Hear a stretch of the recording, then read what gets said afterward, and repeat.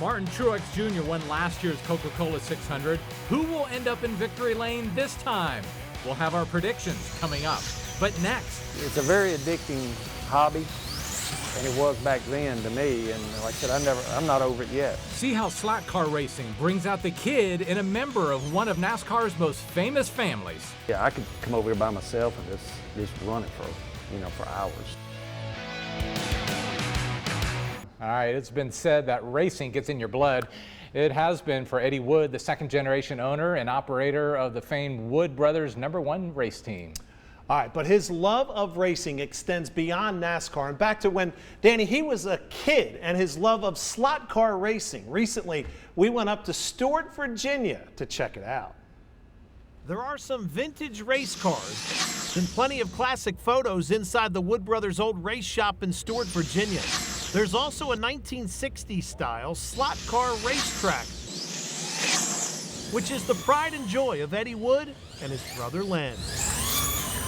Yeah, I could come over here by myself and just run it for hours. It has become a great stress relief from the high-pressure world of NASCAR. You stand there, you don't want to sit down. Your feet don't hurt. You're on concrete. None of that happens. You're in a zone with it. Eddie ordered the track as a way to commemorate one of the team's biggest moments.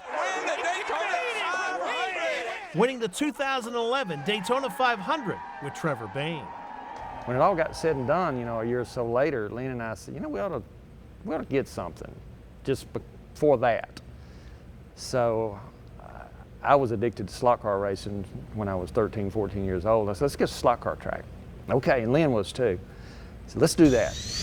And he hasn't regretted the decision once. What started out as a tribute has blown up into a hobby that's fueled by memories from when he was a kid.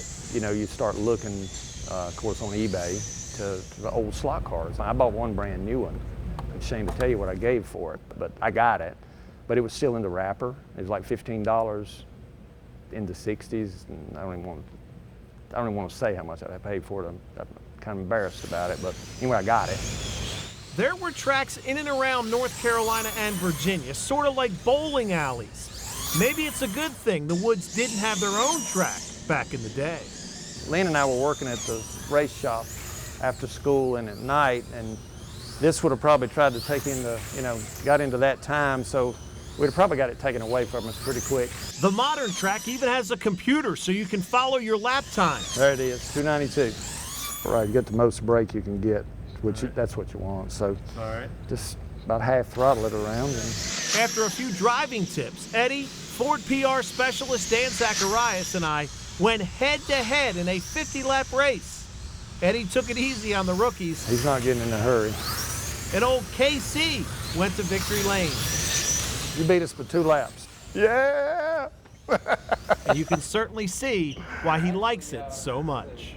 We don't get to play with it a lot, but just special times, Christmas, and every year we bring our pit crew and our race team in here, and we have a little race contest, because you can race 8 people at a time, and but it's just like the ones in the 60s, just a lot of fun.